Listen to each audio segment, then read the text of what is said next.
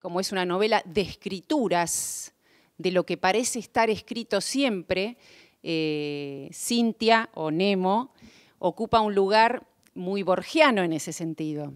Hay un cuento de Borges que es Pierre Menard, el autor del Quijote. El cuento se llama así, Pierre Menard, autor del Quijote. Justamente Pierre Menard se propone escribir el Quijote, pero no copiarlo, no imitarlo, sino que surja en él.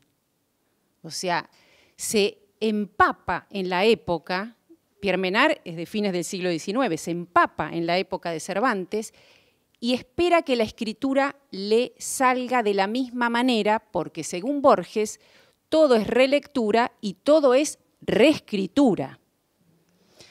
Y como además este libro, Anixa, es de alguna manera una especie de thriller profético que tiene que ver con lo ya escrito y lo que vendrá, me parece que Nemo es a quien ustedes deberían conocer.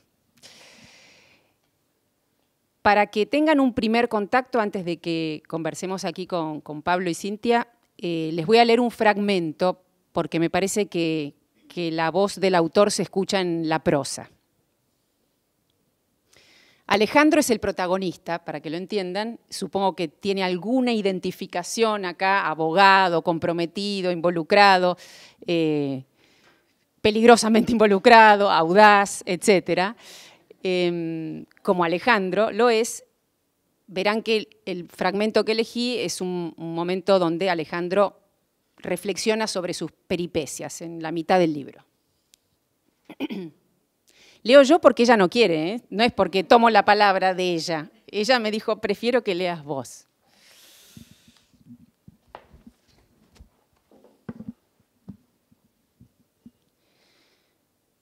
Alejandro murmuraba frases incomprensibles sin que nadie pudiera oírle.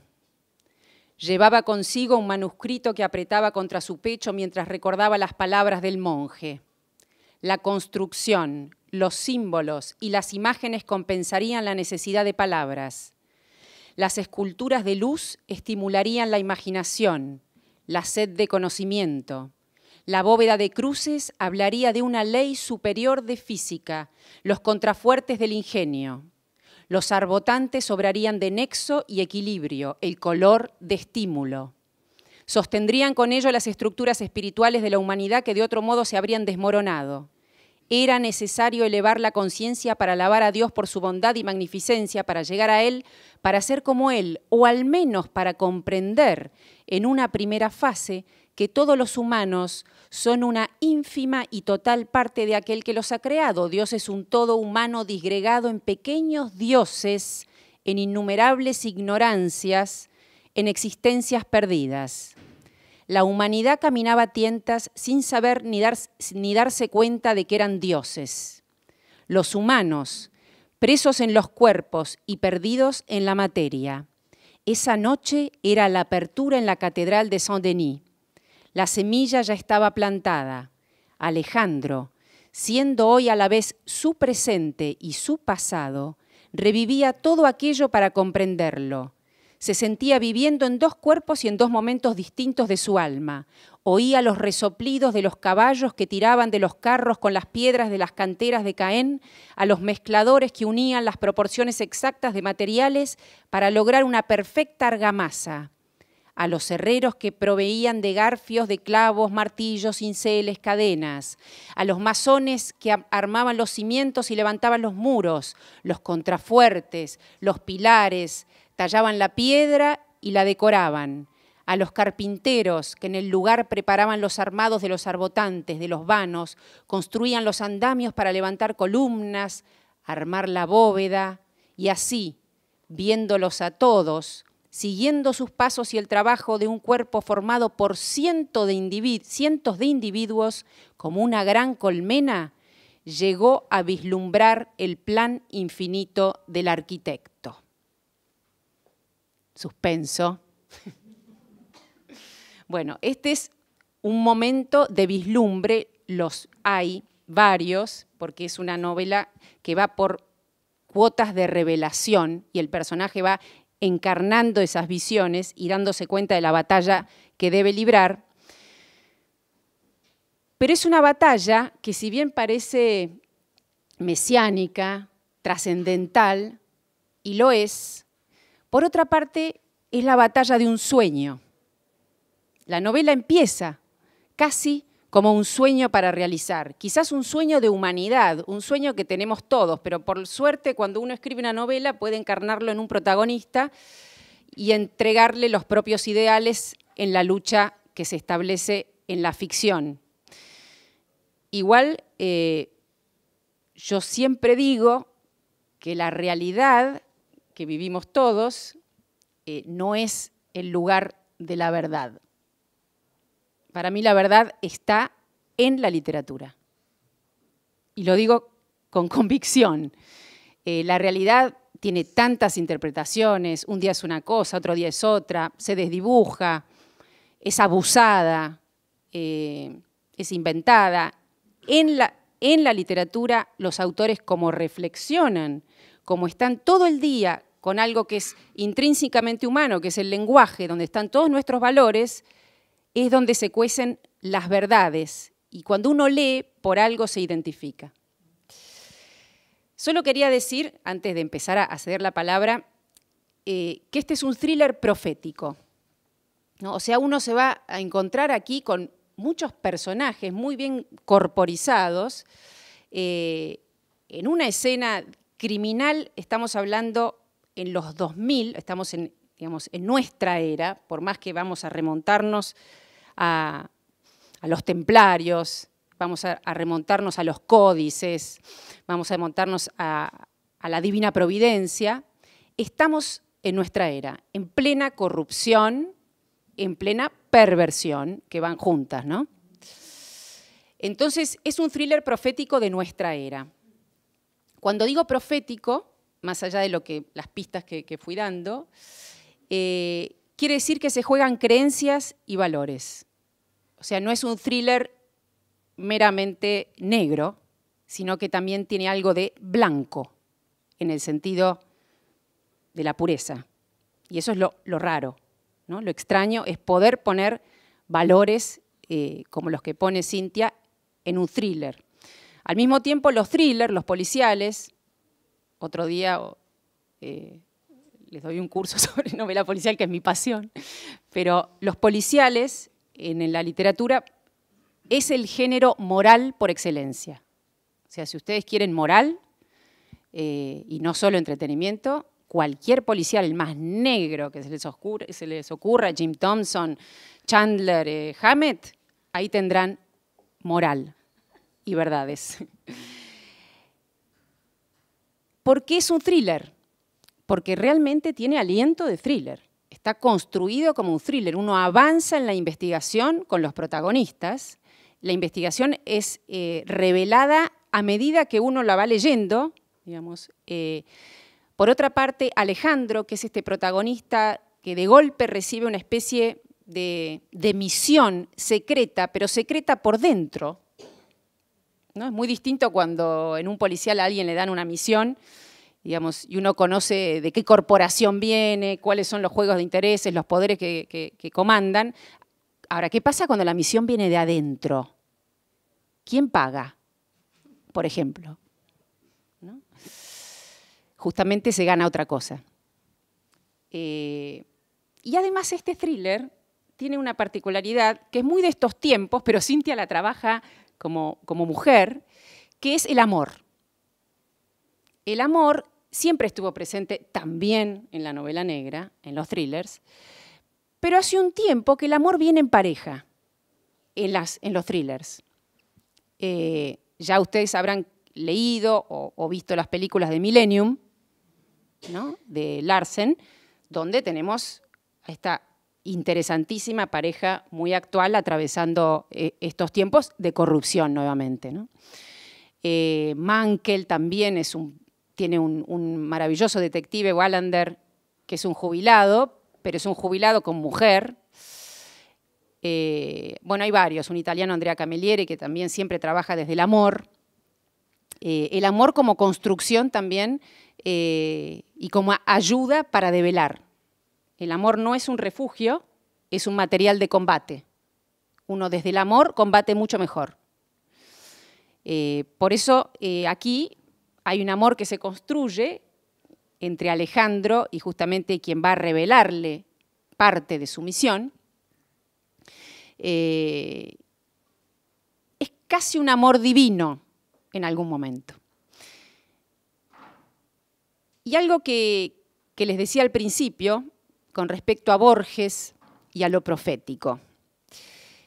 Hay dos citas que después quizás me gustaría que me cuentes cómo llegaron aquí. Dos citas de Borges que abren dos capítulos distintos, pero que son muy importantes, tomadas entre sí, porque realmente marcan no solo el rumbo de la novela y su búsqueda, sino también la posición del hombre en el mundo y en la historia. Pero ella las tomó de dos cuentos distintos.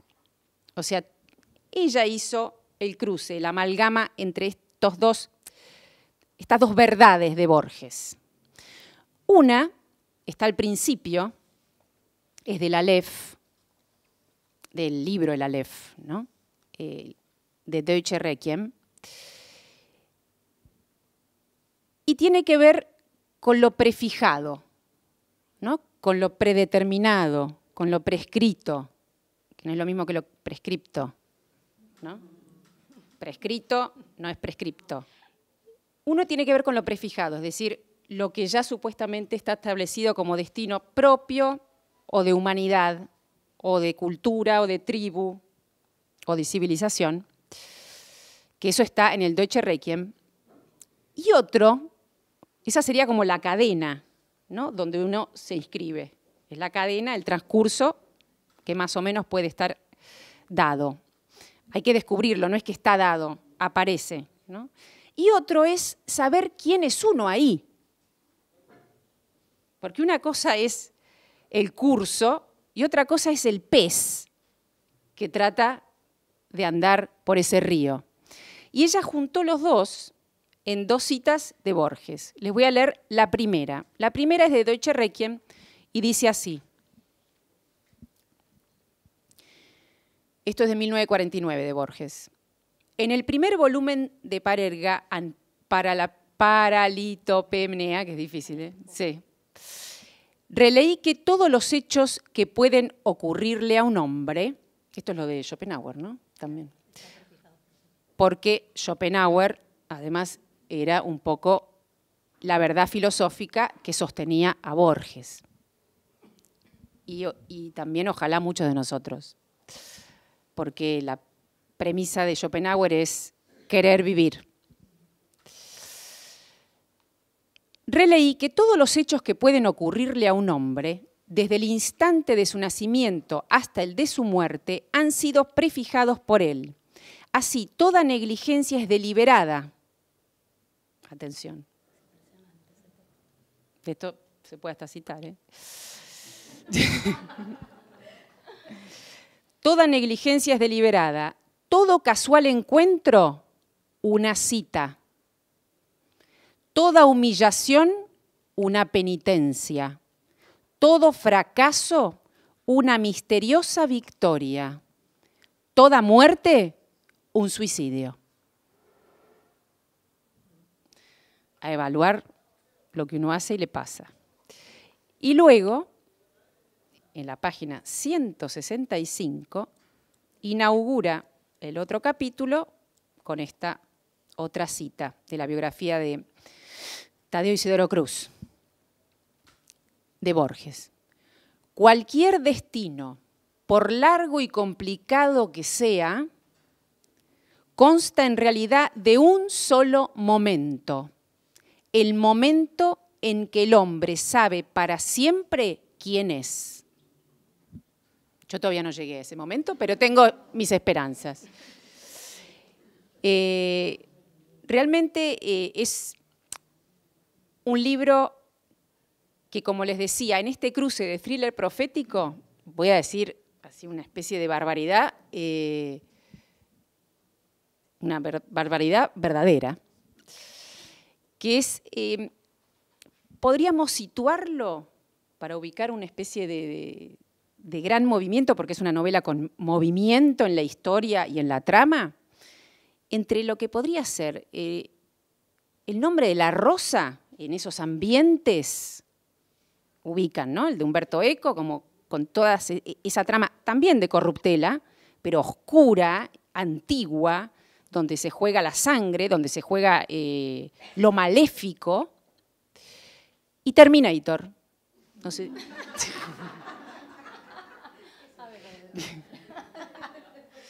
No se crean, digo, tiene coherencia. La 1 y la 2, les diría, la 3 ya no. Pero es esa cuestión, digamos. No diría Volver al Futuro, no. Terminator sí, porque Terminator tiene que ver con la destrucción de la humanidad, tiene que ver con el apocalipsis, tiene que ver con el rescate, tiene que ver con lo que se sabe y no se sabe que uno tiene que hacer aquí. En Terminator no creen los que van a salvar al mundo que tienen que hacerlo, porque no lo saben. Tiene que ser dicho desde otro lado, desde un futuro incierto, desde el mismo futuro con el que tienen que pelear. O sea, el guión de Terminator es muy interesante para entender un poco la batalla actual de la ética y de la salvación. Así que bueno, eso me parecía interesante empezar a decir, quizás seguiremos hablando. Y para darle la palabra a Pablo, pensé también en algo muy importante de una escritora norteamericana, que les recomiendo, aunque es muy dura, que se llama Flannery O'Connor. Flannery O'Connor es una de las mejores cuentistas norteamericanas del siglo XX, sureña, católica, tremenda, pero tiene unos cuentos perfectos. Y ella se irritaba mucho cuando los escritores o cuando se evaluaba la literatura como un medio de escape. Para Flannery O'Connor, la literatura era la mejor manera de desmoronar y entender la realidad, de exhibirla descarnadamente.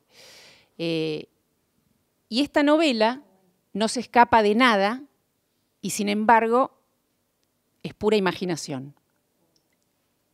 Equilibrio difícil de lograr.